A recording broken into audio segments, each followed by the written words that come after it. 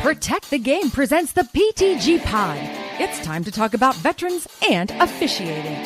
Here is the host of the PTG Pod, Big John Quick.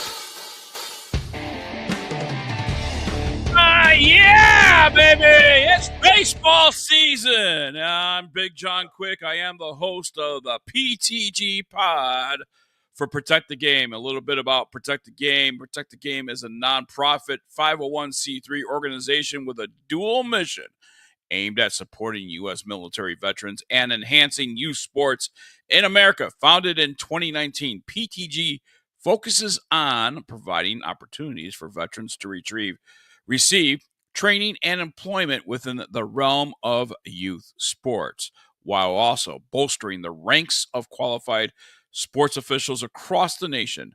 Through their efforts, PTG has successfully certified 200 plus veterans and their family members from various backgrounds spanning the country. Good evening, everybody. We are live here on YouTube and Facebook Watch. As I said, I am John Quick, Big John Quick, and my co-host that always joins me here on PTG Pod, the one and only, the director of Protect the Game, the one and only Jordan Cohn. Good evening, Jordan. Hey, John, how are you tonight? Well, Jordan, we are actually in the same state tonight. You are also in Arizona, and did you guys survive the wind and the rain tonight? We lost 2 innings in one game and everything else we played today. So did good there and wait to see what tomorrow brings. Definitely baseball season. As a matter of fact, Triple Crown Sports out here in Arizona for the whole month, essentially, and doing their thing. And along with that is, Jordan, a Protect the Game training that we're going to be hosting, as a matter of fact, starting next Monday, isn't it? Yes, Monday, Tuesday, Wednesday. Well, I'm not going to waste any time because right now we have an important individual on. He is definitely a mentor to me in many aspects regarding umpiring, professional baseball, and everything else. With 3 All-Star games, 3 division series, 7 league championship series at the MLB level, and 4 World Series. He is also the founder of the Jim Evans Academy and the creator of Maximizing the Two-Man System from the Jim Evans book.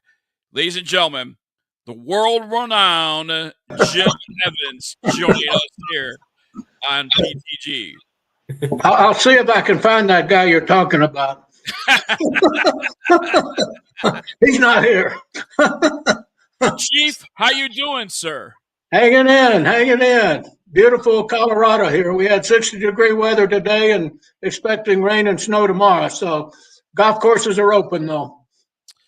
Jim, we're going to be hosting a Protect the Game training here in Arizona starting on Monday. It's going to be in the evening. So if there's any veterans out there, we encourage you guys to sign up at protectthegame.org.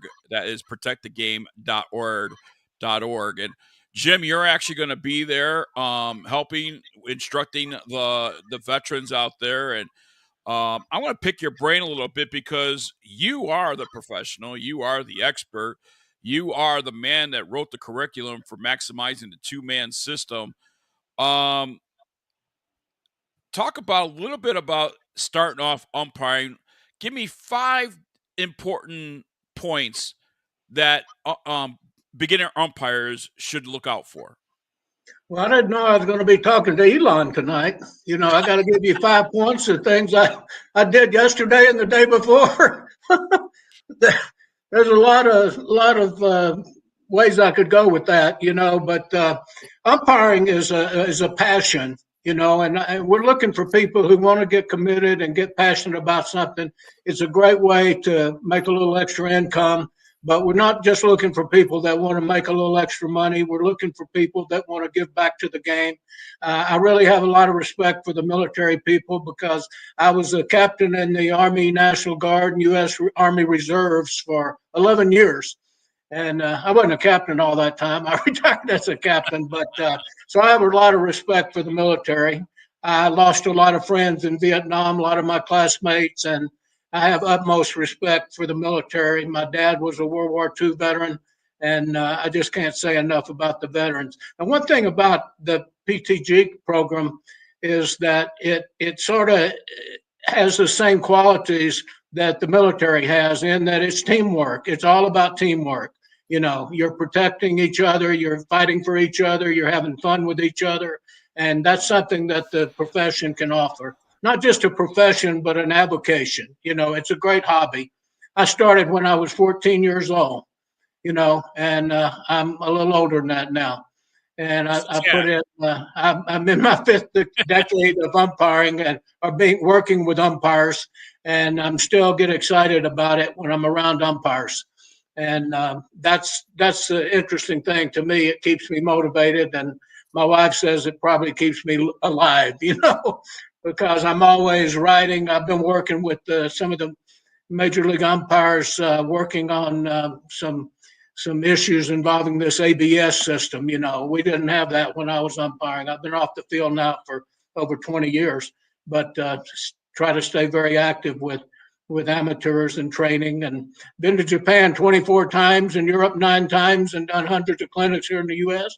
I look just as forward to this clinic that starts Monday as any one of those. It's going to be exciting to be with some guys that I don't know today. As a matter of fact, I have some breaking news. The great thing about getting the military involved, it involves, people ask me that question all the time. What's the one thing you look for in an umpire? And one thing is mental toughness, because you're going to go out there and you can be perfect. You can get every pitch right and every play right and handle every situation right, and at the same time be yelled at and challenged and questioned, and you may have to eject somebody from the game, But to me, that's the fun part of umpiring, is that it's a real challenge, takes mental toughness, but it's something that with training can be very, very meaningful to anybody's life. I encourage young people to get involved. My youngest student ever was 9 years old. My oldest student was 78 years old. And so there's a pretty wide range there of age where you can get involved in this. And so I encourage everybody, don't be intimidated by it. You start out at a certain level and you work your way up. Yeah. I ran a professional school for 24 years. I was in the big leagues for 28. But the thing about it was, my students, after 5 weeks of training, they were so motivated, they thought they were ready to go out and work a World Series game, And that's great, because they were motivated and learned more in 5 weeks than you can learn in 20 years. And we're going to be sharing some of that training next Monday, Tuesday, and Wednesday. But the thing about it is, you've got to work up to those higher levels. You have to start out at the lower levels, build your confidence up, ask the right questions, work with the right guys, and then move up through the ranks. Maybe start out in Little League or Pony League or youth leagues, and then work your way up into, eventually in a few years, into Division I college ball. And so don't just think of it as going out to the local Little League park and picking up a few dollars. It's a great part-time job. It is. There are guys that make $2,000 and $3,000 a weekend umpiring college baseball. That's not uncommon at all. And some people are professional officials. They work, basketball, football, and baseball year round. Where was that money, Jim, when we were starting? Yeah, I started at $3 a game. The first game I ever worked, or the first day I ever worked, I worked 5 games. I got $3 a game. I made $15. I thought I'd won the lottery. Mine was a hot dog, a bag of chips, and a can of soda. Yeah. Me too. I used to get the food after if the treasurer's son won the game. There were times where I called somebody out, they didn't like it, and I didn't get my paycheck for a week or two. Yeah. As a matter of fact, with this new system, Jim and I was talking privately just a few days ago, and we were talking about, hey, maybe we should come out of retirement. We could do this job again. Jim, I'll tell you what, man, I'm excited about you coming to Arizona, but most of all, I have some breaking news for anybody that's watching from New Mexico. Jim Evans is going to be doing a full-blown clinic at our state NMAA conference in July, on July 18th and the 19th. He's going to do about 3 hours of classroom and about 4 hours on field on that Saturday. So if you're watching from New Mexico right now and you're an umpire, this is something that you really want to make sure you sign up for that state conference in July. And Jim Evans is going to be out there. He and I will be, doing the whole thing at the state conference. So I'm looking forward to having him out there. But most of all, if you're in the Arizona area, don't forget. And Jordan, I think I'm most likely correct when I say this, but this is a free training for the veterans and their family members. So to get this kind, and I'm telling you folks, to get this kind of education from a man like Jim Evans, it's very valuable. I mean, he was charging thousands of dollars with his academy for people to be there and get this type of education. And here you will have it for free here in Arizona for 3 days. And we're going to have one of the guys that's going to head up that training as well, that's going to be working with Jim and helping out with the PTG training and doing some speaking there as well. But I really appreciate you, taking the time, Jim, and donating the time to come to Arizona. You certainly could do better things like be on the golf course. I don't know. The way I'm hitting the ball right now, I'd be better in the classroom. There you go. Hey, Chris. I have a guarantee. It's free training. Yeah. It's free training, and the guarantee is you're going to get your money's worth. Absolutely. Guaranteed. That's for sure. Chris, checking in on Facebook. Great group on here tonight. Thank you, Chris. I really appreciate it. The lady herself, the queen of Protect the Game, Patty Harsh, checking in. I agree with Chris Folk. Great group. Thank you all for your support. And I got to tell you, Patty is just a wonderful, wonderful person. She's in Arizona too, and I'm looking forward to catching up with her this coming weekend. And maybe one of those 3 days I'll be up there just to say hi and show my support. But Jim, can you hang on with us? We're going to bring another person in to talk a little bit more about the training. Rob Silverthorne is joining us here now. Rob, good evening, sir. Thank you for taking time out of your day. How are you guys? I'm good, brother. I'm good. Talk about where this training is going to take place here in the Arizona area, and what can people expect? We're going to be at Cactus Yards Monday, Tuesday, Wednesday. I want to say it's like 7 o'clock. 6 to 9. We're going to 6 to 9. I'm sorry. Yeah, no problem. And we're going to have Jim Evans there. I mean, what else can you ask for? I mean, if you're an umpire guy, that's what you got. You know what I mean? Like one of the greatest. And then Jim, I'm actually tickled pink to be sitting here talking to you and being able to work with you on this. This is a great project, and I'm looking forward to it. Well, I'll tell you, it's my pleasure. I tell my students, I've had former doctors, I've had dentists, I've had college professors, and I've had 18-year-old kids. The whole range. People come to the professional school, and I tell them orientation night is that I may know a little bit more about umpiring than you, and I'm going to share that with you over the next 5 weeks. But every one of you in this setting knows something about something that I don't know. So one of the problems I think with education is that sometimes the learner is intimidated by the training. Just because Jim Evans is there, or Rob, or Jordan, or Big John, you think, well, I'm not sure I'm ready for that. Let me tell you something, folks, you're ready for it. Come on out. We're going to treat you great, and we're going to have a lot of fun. And a lot of the theories that I'm going to share with you are the same theories that I shared with my professional candidates at my professional school. And I've got over 35 of my students have made the major leagues. And so we're going to be working on plays at first base, working behind the plate, and developing the good mechanics that are going to ensure you to maximize your potential. It's not a camp for war stories and all that. We'll have lots of fun, I can promise you that. But it's not just about war stories. It's about teaching you the basic skills you need to excel and develop a nice avocation for life. And I will tell you something, folks. If you're watching and you're a veteran out there and still not sure, still have not registered at protectthegame.org, you're looking at right now, between the four of us, over 100 years of experience, with Jim having the most, obviously, and a mentor to all three of us. If I could speak for Rob, I could speak for Jordan. certainly, inspired me in my professional career. And Rob, I know you've been at a high level and called baseball and all of that stuff, and probably read the book by Jim Evans, Maximizing the Two-Man System, and learned from it. And I will tell you, with over the years that we have, if I hear Jim Evans speak, every time I hear Jim Evans speak, I learn something new every time.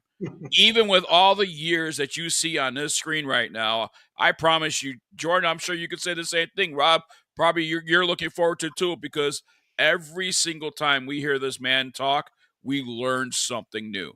Whether it's a mechanic, whether it's a positioning, whether it's how we move, whatever it could be, but we definitely learn something new. Jordan, don't you think?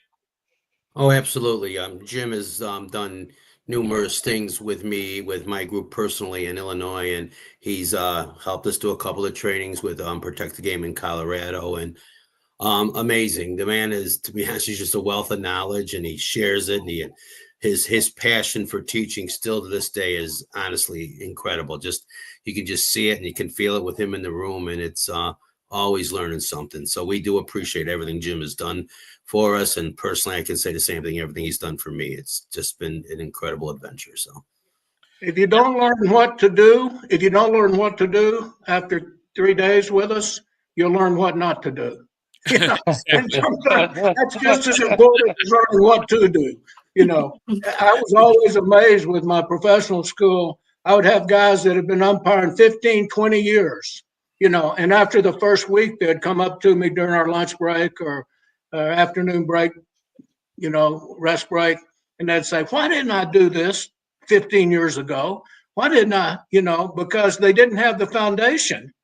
If you have the foundation, there are guys that have been umpiring 3 and 4 years that are a lot better umpires than guys been umpiring 15, 20, 25 years. And the only reason is because they had the solid foundation to build on.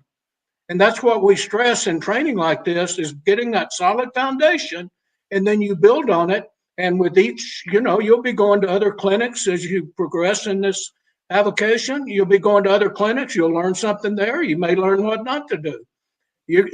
There's always a Charlie in every situation. And there's a Charlie that's going to say, "Do this, do that." And you say, "Why do that, Charlie?" And he says, "Because I said so. Because that's the way I've done it, and I'm a college umpire." I don't teach that way. I'm going to teach you the fundamentals, and if you can show me a better way to do it, I'm going to listen to you, and I'm going to start teaching it. So that's what makes it so much fun, to see that aha light come on in a student. Like, oh, I never understood that. I always had trouble with that tag play at first base when the throw pulled him off. I'm set up for the force play and it turns into a swipe tag play. That happened to me twice last year, once during the state playoffs. Well, after this weekend, you're going to learn what to do in that situation. So it's all about training and being prepared. You are so right, Jim. And I will promise you guys this: when you take this training, by the time you walk out of there Wednesday, and Rob, you could probably touch on this as well, but you will be ready to call baseball. You will be ready. Get in your uniform, get in your equipment and all that stuff. You will be ready to call baseball and have the confidence to walk on that field.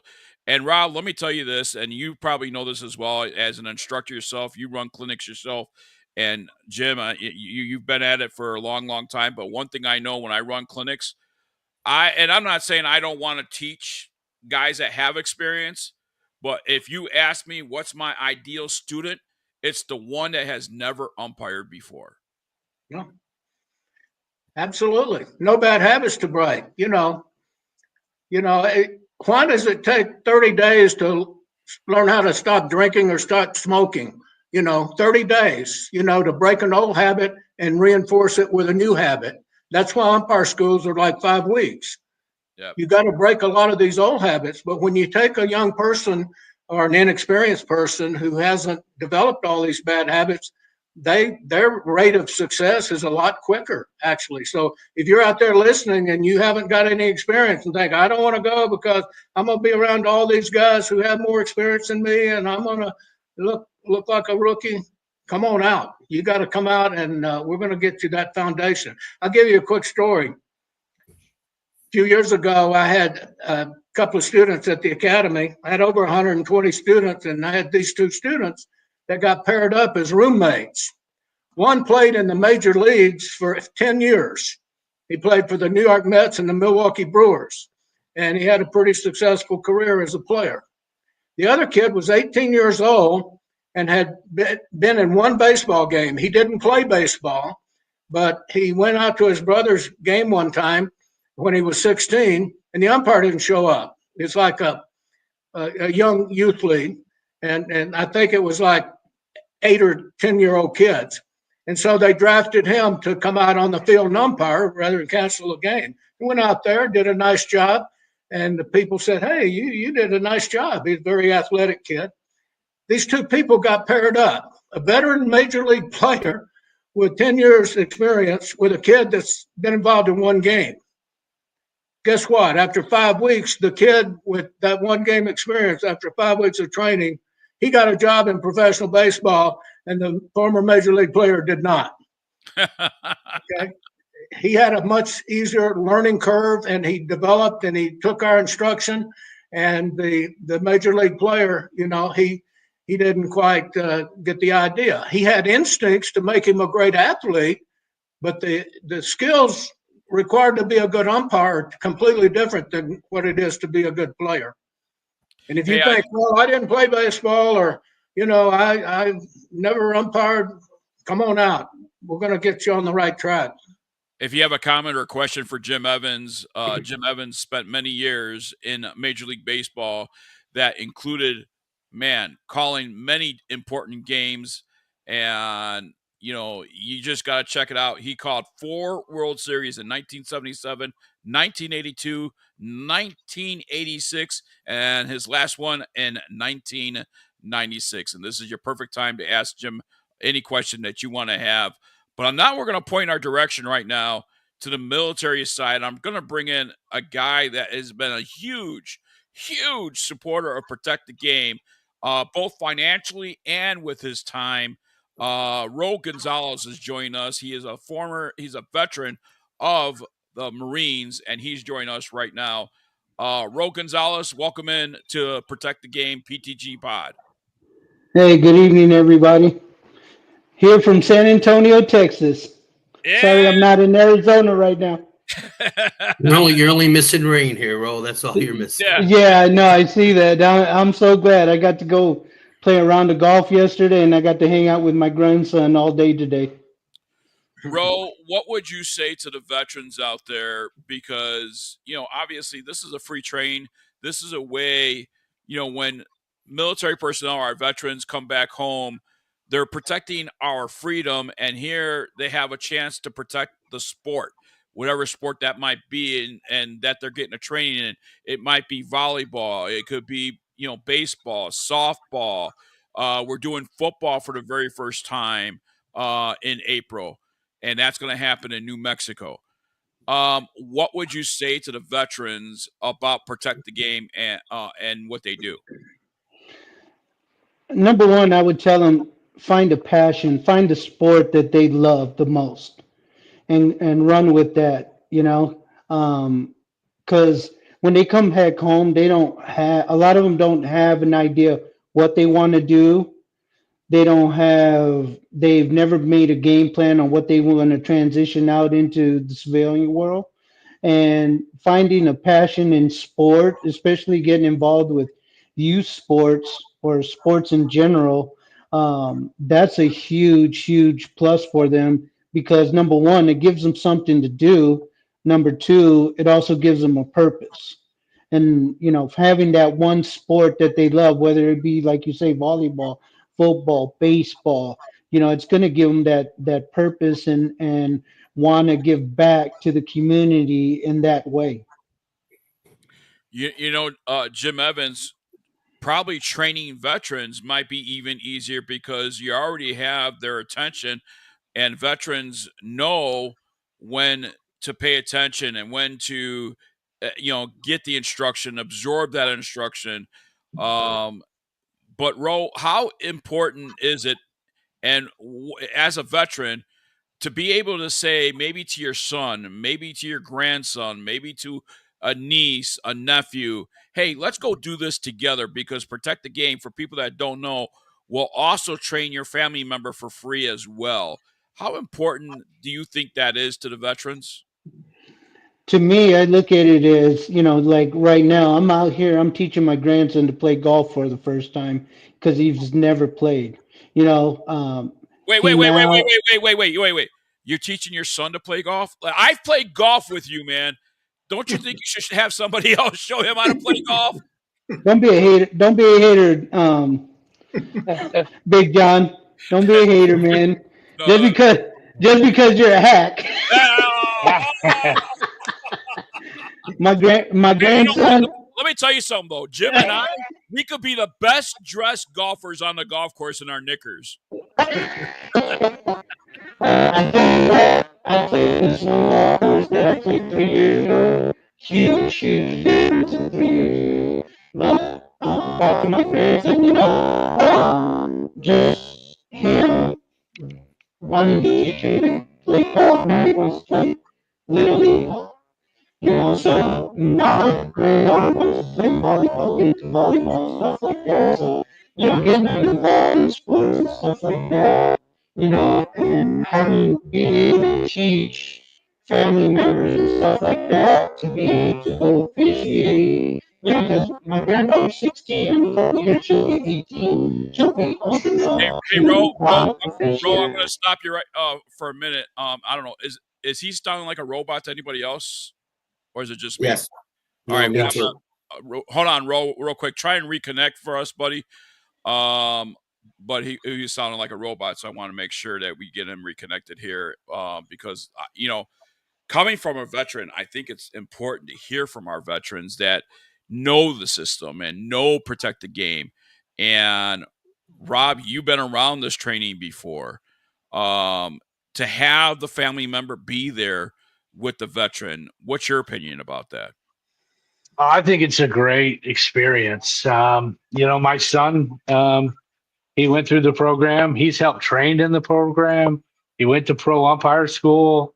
He's done all of that, and um, then you watch to see a veteran that goes through the program and his son goes through the program.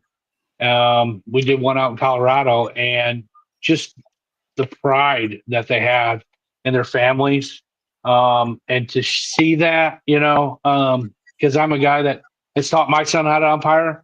It's a cool thing, and the veterans are no different. They love it, and they keep their kids involved in it, and it's really cool. And the one thing, Jordan, that I had was you were at my Albuquerque training for Protect the Game, and last year in the first one, I had a father son that was there, and he called me this year and he says, "Hey, John, I have a goal, whether it's this year or whether it is a couple years from now." But he says, "I want to call a championship game at the high school level with my son as a father-son team." And to have that goal and to say that he wants to do that just shows the commitment they have. Jim Evans, I'm sure you've seen many family members come through your system, and you talk about that 19-year-old and the ball player that was in your system, and how that 19-year-old is calling at the highest level, and that ball player is not. To see these young people, I always tell these young people, and Jim, I do this. I want to train my replacement. And Rob, I'm sure you have that same philosophy. I know Jordan does, but I want to train my replacement. I want somebody, when I train them, to have that goal to replace me at the level I am at in New Mexico. And Jim, I'm sure that is something that you inspire in your training, that these young people, we want you to be where we have been.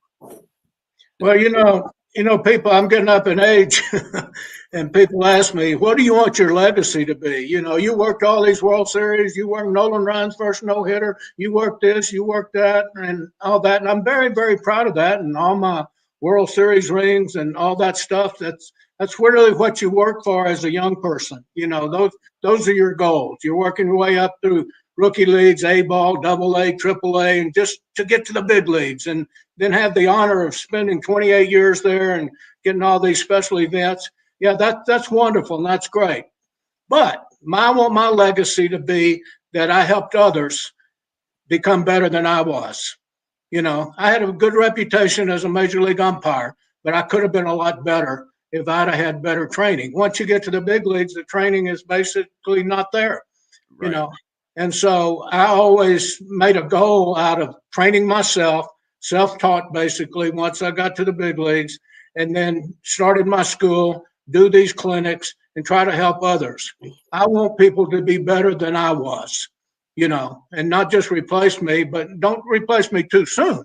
You know, Sure. that was my philosophy. Don't replace me too soon, you know, but But be I, ready. I want to take pride in saying I trained that guy. Yeah. You know, I got him started, and then, you know, you can't take all the credit, because just getting a guy started is like, in military lingo, it's like basic training. Your basic training for umpires is umpire school, which is 5 weeks, and then you work maybe the next 8 or 9 years to get to the big leagues. But that's very important to get the guy on the right foot, you know, get a good foundation, and then watch him grow.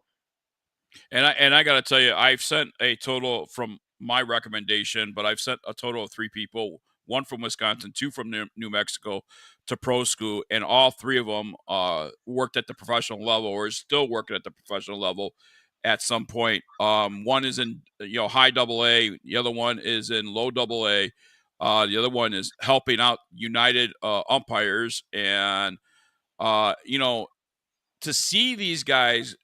And Chief, I know you probably have gotten those first phone calls from people that have advanced, when they've attended your trainings, attended your clinics, attended your academy. But to get those phone calls at nighttime or something like that, hey, I just want to let you know, boss man, I just got the call and I'm advancing up to double A, and it's all because of you. And one thing and Jim, I'm sure one thing you say too is, hey, listen, man, I got you started. You've done the work. Yeah, absolutely. I tell you, speaking of those late night phone calls, this happened about 22 or 24 years ago. I got a phone call about 2 in the morning, and it was from the West Coast, from California. And one of my former students was in the California State League out there, which is an A league. Yep. And he called me, and usually when I got those late night calls that involved a rule interpretation or a protested game, or, oh man, we had to forfeit the game tonight, or what do I do if this happens again? And I enjoy getting those calls and try to help the guys. This kid called at 2 in the morning, that was my time. And he says, Mr. Evans? I said, yep. He said, I hope I didn't wake you up. I said, no, I had to get up to answer the phone. But the bottom line is, he says, something happened to me tonight that I never had happened before. And I said, what's that? Describe the play. He said, oh, no, it wasn't a play.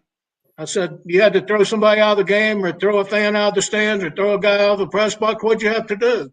He said, no. I was walking off the field, and a gentleman called me over to the screen, and he asked me what branch of the service I was in.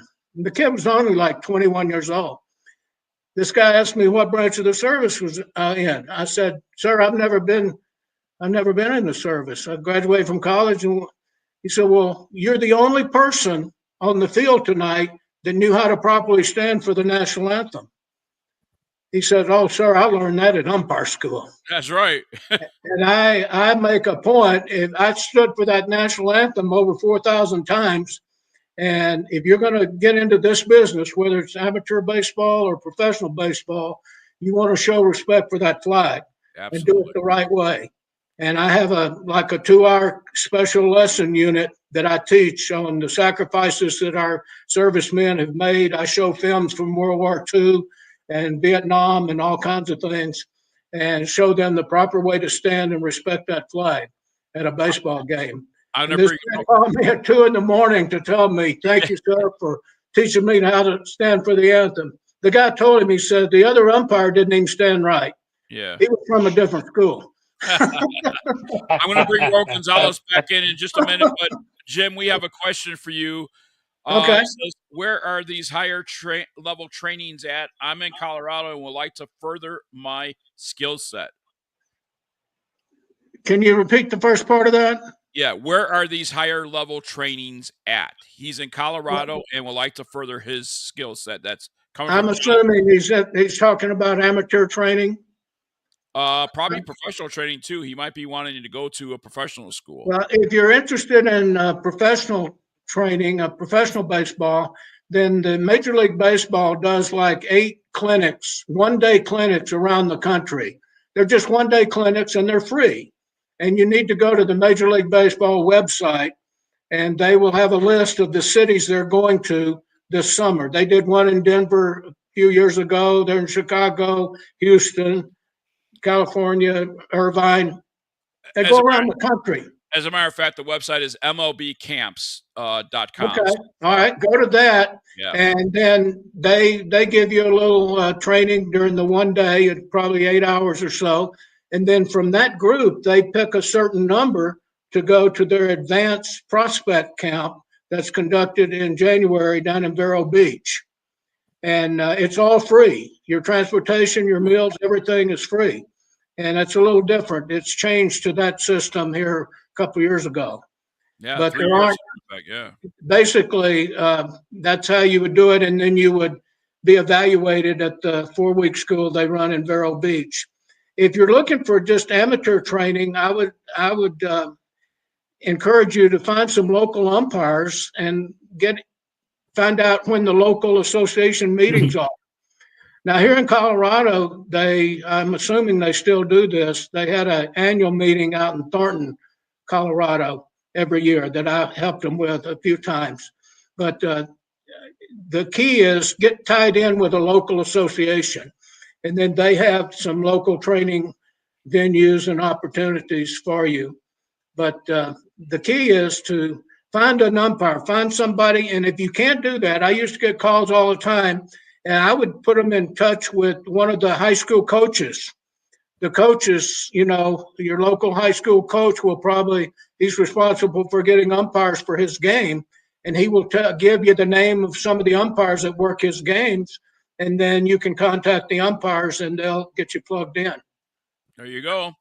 John the Morris. What part of Colorado is he from? He didn't say what part of Colorado he's from, did he? No, but he did leave a comment early. He says, Jordan, I never got your email. I was with the Colorado group about 2 weeks ago, he said.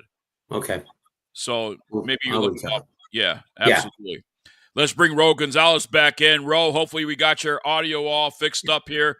I know we were talking about families and families participating, father, son, father, uncle, nephew, whatever the case might be.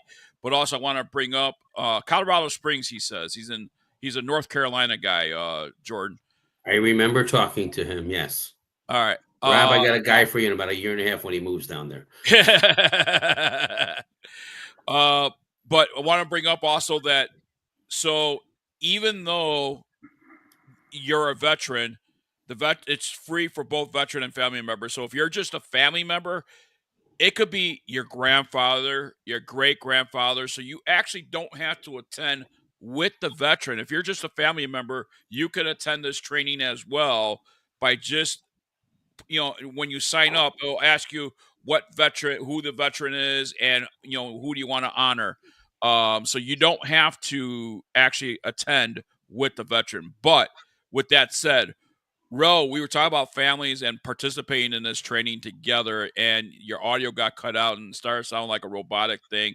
I'll let you continue on with that thought process. I even lost the train of thought on there, but what I was getting back to was, what's great about this training is, and what I want all veterans to know is, this is a golden opportunity to take advantage of, something that doesn't come around just every day. This is something that a lot of veterans, they should take complete advantage of, as well as their spouses, their family members, just because they don't know how to get involved in officiating. They don't know how to get involved in, something that they really want to do. And this is one way to get their foot in the door, to get that, experience that they're looking for, or, a way to even just go get answers to a lot of questions they might have. Because even if they don't stay for the training, at least they can get involved and figure out, well, maybe I can do this, or maybe I can do that. Because, once they get there and they find out, well, you know what, I should stay for the training. Because you never know. Because a lot of veterans, they don't know what they're getting into until they actually show up. I've got a question. I've got a question for Jordan. Yes.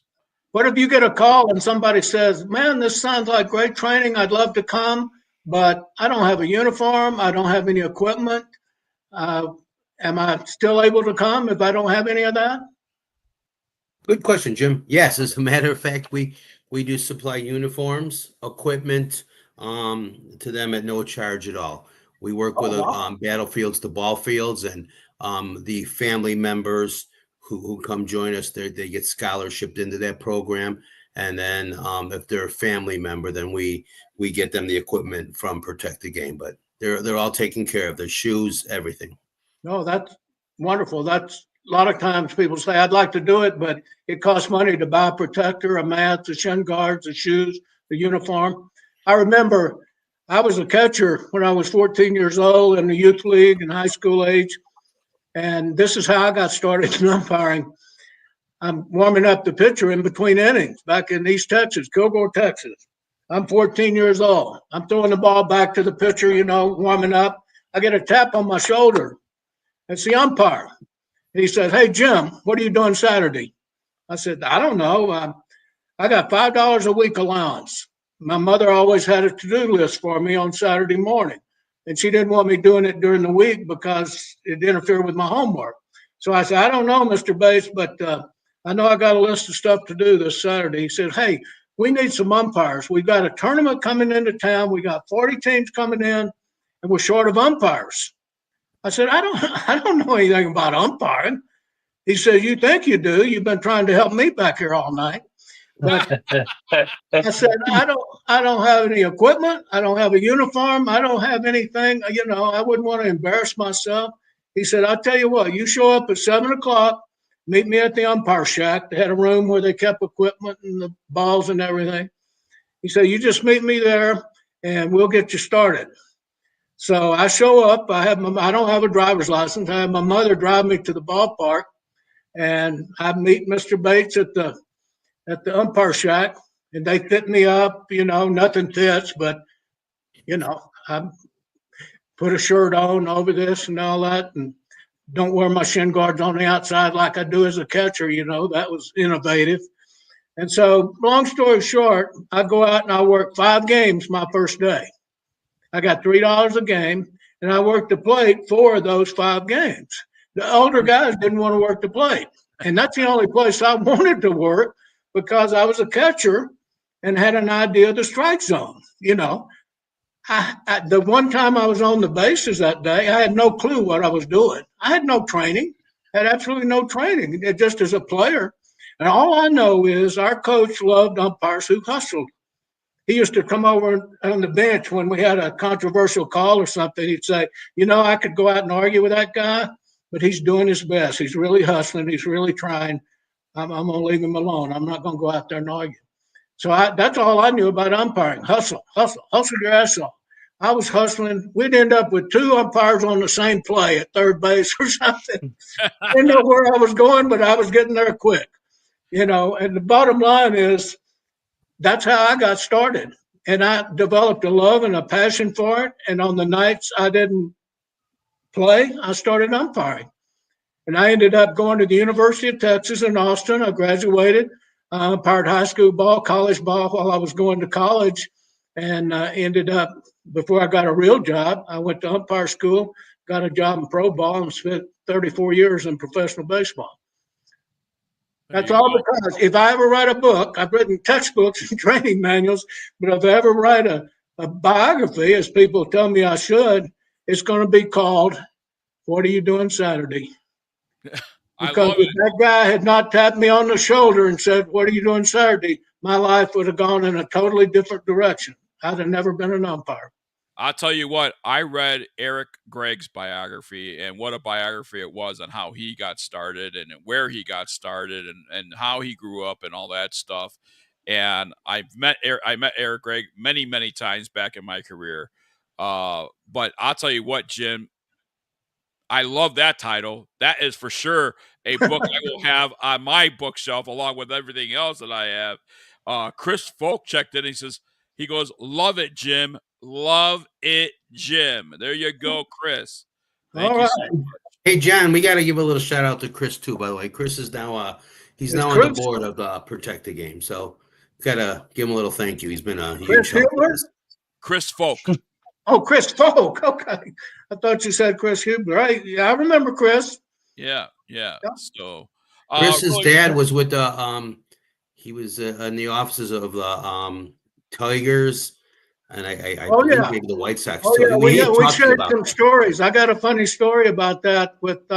We had a labor problem one year, and I had some issues with his father in Kansas City, I think. But we became very good friends after that. He had relatives in, I think, Kansas City and Detroit. Correct me, Chris, if I'm wrong, but I think you had an uncle probably in Detroit, Yeah. the stadium manager or something. Yeah, Yeah, we're waiting there for was him. someone with he had said that. I'm not sure what it was, but I know his dad and his uncle were both involved. And speaking of that, I could be wrong, but I do think Rowe was a bat boy for the Chicago Cubs, Jim. Is that right, Rowe? 83 and 84. Oh, wow. There you go. I remember Yeah, one of the because I Two used of to, my favorite years.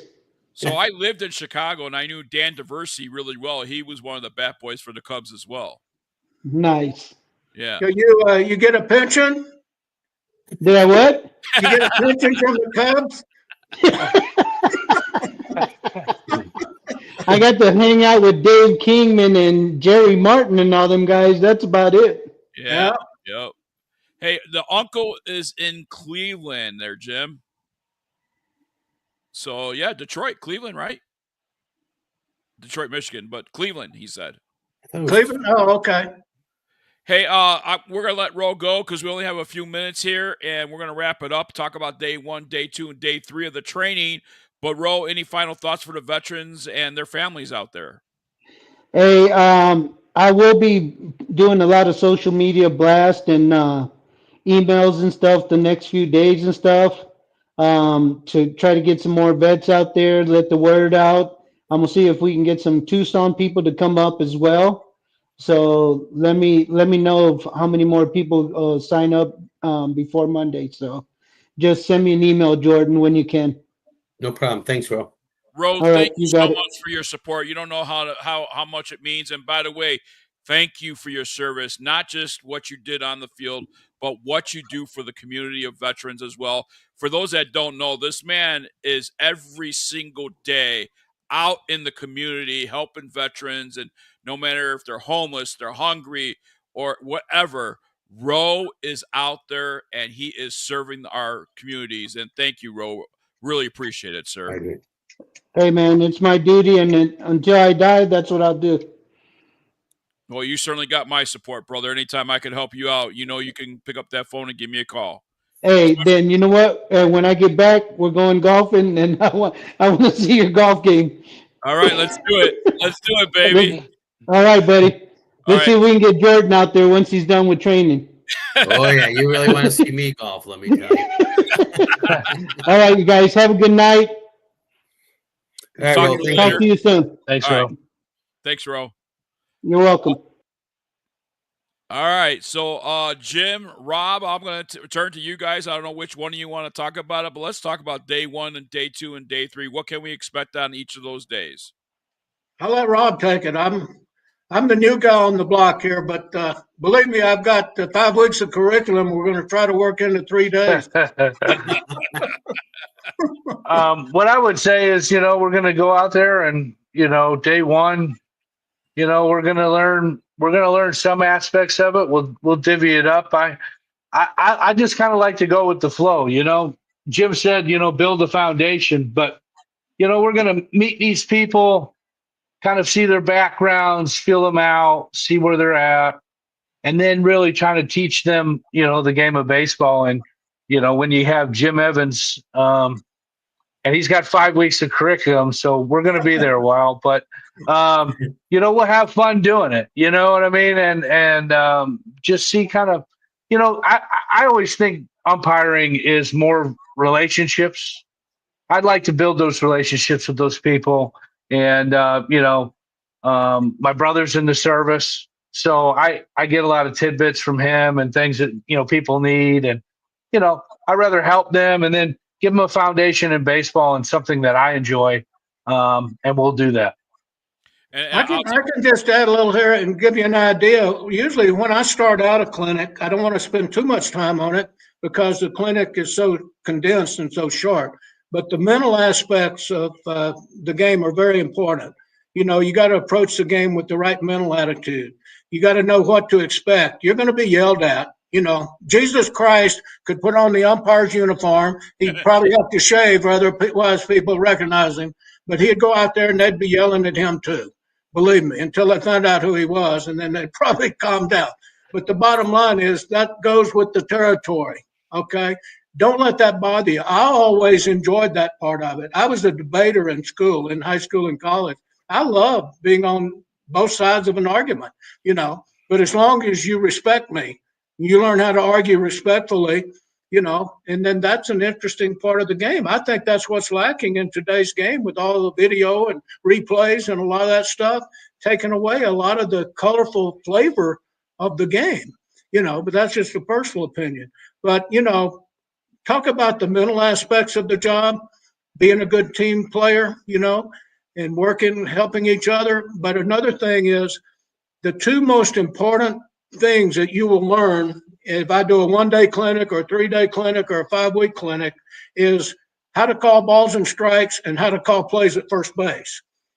I guarantee you, every game you're going to have to call balls and strikes and you're going to have plays at first base. So those are two things that I really concentrate on in all my clinics. And so we'll hit that hard. But the mechanics of how to signal, proper ways to signal, proper ways to use your eyes, positioning, footwork. People don't understand a lot of footwork involved in umpiring. The whole idea is to get into position so you can use your God-given eyes to get the play right. We're going to teach you how to get in position for the play that's supposed to happen, but then the play that's supposed to happen may not happen. You got to develop to the play that does happen. That's called making adjustments. And these are all things that, we're going to try to cram into three days, and it's going to be a challenge, but a lot of fun. So it's going to happen next Monday, what is it, the 17th, 18th, and 19th? Yes. The 17th, 18th, and 19th. And Jordan, where is it happening at? It's going to be at Cactus Yards in Gilbert.